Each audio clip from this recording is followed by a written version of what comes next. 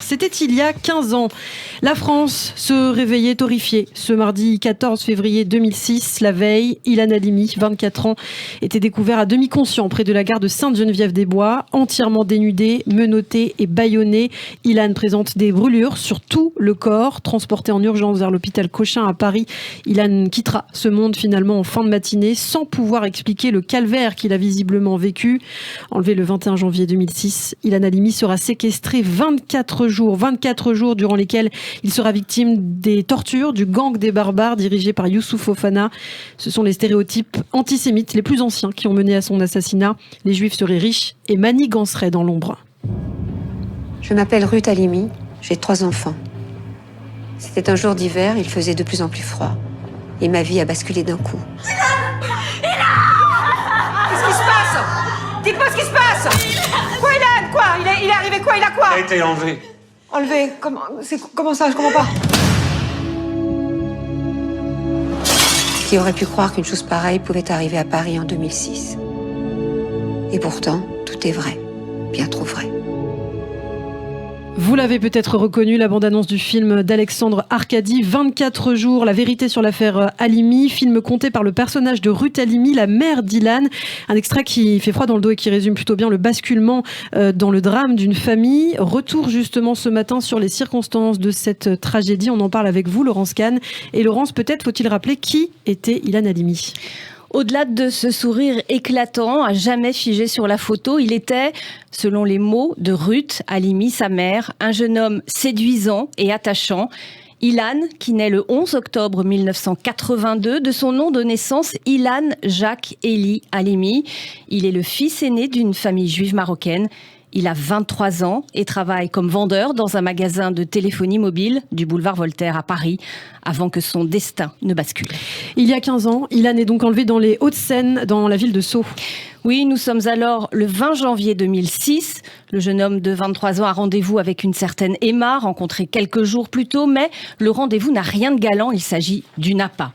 Le jeune vendeur de téléphone sur le boulevard Voltaire de Paris se fait enlever. Débute alors 3 semaines de calvaire. Rapidement, une rançon est demandée par les ravisseurs, mais le montant varie au fil des jours, entre 5 000 et 450 000 euros. Aucune somme n'est finalement versée. Et pendant 24 jours, donc, Ilan vit un véritable enfer. S'il est envisagé de le libérer au bout de 4 jours, comme l'avait raconté d'ailleurs l'un de ses bourreaux, il n'en est finalement rien. Oui, le jeune homme est martyrisé dans un immeuble de la cité Pierre-Plate à Bagneux et n'est retrouvé que le 13 février, agonisant à 25 km plus au sud, le long des voies du RERC à Sainte-Geneviève-des-Bois dans l'Essonne. Découvert dans la matinée, nu, brûlé à 80%, couvert d'hématomes et de contusions, présentant des plaies à la joue, réalisées au cutter ainsi qu'à la gorge. Il est pris en charge par les secours mais ne survit pas. Ilan décédera avant d'arriver à l'hôpital. On apprend alors très vite que c'est un véritable réseau qui a torturé Ilan Halimi pendant près d'1 mois. 27 personnes sont accusées d'avoir participé à cette sordide entreprise, tour à tour, de près comme de loin. Et le groupe, justement, est appelé le gang des barbares, à sa tête un certain Youssouf Fofana.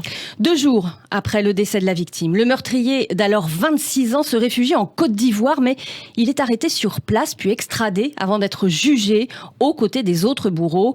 Le procès s'ouvre le 29 avril 2009. Le cerveau est condamné à la perpétuité avec 22 ans de sûreté. La jeune femme qui a attiré Ilan Halimi dans le guet-apens écope pour sa part d'une peine de 9 ans. 22 autres personnes seront condamnées et 3 autres acquittées. Et même en prison, le chef du gang des barbares ne renie rien de ses convictions antisémites. Laurence, une fois emprisonné en mars 2006, Youssouf Fofana signera des lettres à la gloire de la Palestine, écrit-il, et contre le capitalisme juif avec des Allahu Akbar en tête. Et oui, à la prison de Clairvaux en 2012, il parvient même à tourner une 15aine de vidéos et à les poster sur YouTube face à la caméra, affublé d'un kéfier et de lunettes noires. Il déverse un atroce galimatia, mélange de diatribes antisémites, de versets du Coran et d'apologie d'Al-Qaïda. Ces propos lui valent une nouvelle condamnation, 7 ans d'emprisonnement pour apologie du terrorisme et incitation à la haine raciale. Fofana exprime son antisémitisme chevillé au corps, qui laissait aujourd'hui aujourd'hui d'intellectualiser. C'est le commentaire d'alors de maître Francis Spinner, avocat de la famille Halimi. À l'époque, l'affaire marque, choque, émeut, mais surtout indigne. C'est ainsi que de nombreuses associations et personnalités politiques condamnent ce meurtre et pointent du doigt le caractère anti-juif de ce crime. Oui, Lana, le mardi 21 février 2006, lors de la séance de questions au gouvernement à l'Assemblée nationale, Nicolas Sarkozy déclare que, bien que ce meurtre ait une motivation première, l'extorsion d'argent, le choix d'une cible juive dénote un antisémitisme par amalgame. On écoute Nicolas Sarkozy. La vérité, c'est que ces voyous ont d'abord agi pour des motifs crapuleux et sordides, l'argent, mais qu'ils avaient la conviction, entre guillemets, que les Juifs ont de l'argent et que si ceux qui l'enlevaient n'avaient pas d'argent, sa famille et sa communauté seraient solidaires. Cela s'appelle de l'antisémitisme par de l'amalgame et il n'est pas besoin d'ergoter davantage. Voilà, vous venez d'entendre Nicolas Sarkozy. À travers le kidnapping et le meurtre d'Ilan Halimi, les hommes politiques et la France découvrent que l'extrême droite n'a plus le monopole de l'antisémitisme dans ce pays.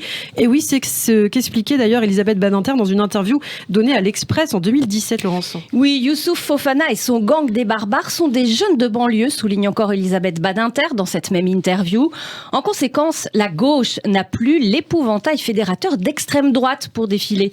C'est pourquoi la manifestation In Memoriam qui suit la mort d'Ilan Halimi, bien maigrelette par rapport à Carpentras, est essentiellement une manifestation communautaire et non un grand rassemblement républicain et universaliste. La mémoire d'Ilan est toujours présente. Chaque année, nous commémorons sa mort. Hier avait ainsi lieu la remise du prix Ilan Halimi. Vous en parliez, Laurence, dans le journal. Prix remis à Matignon en présence du Premier ministre Jean Castex. Et puis à Bagneux également avait lieu une cérémonie en hommage à Ilan Halimi. Bagneux où une stèle commémorant le jeune homme est érigée depuis 2011. À 11h30 également aura lieu un hommage organisé par la mairie de Paris et le CRIF dans le jardin Ilan Halimi au 54 rue Fécamp dans le 12e arrondissement de Paris. Le grand rabbin de France sera notamment présent. Sauvez-moi, je vous en prie, sauvez-moi, je vous en prie. Mon âme dans cette pièce, vous le crie. Mon âme dans cette pièce, vous le crie. Si j'en avais la force, je me lèverais, mais ces salauds m'ont attaché. J'ai peur de la mort, celle-ci approche mon sort. C'est vrai que je suis juif et alors je suis jeté dans la gueule du loup.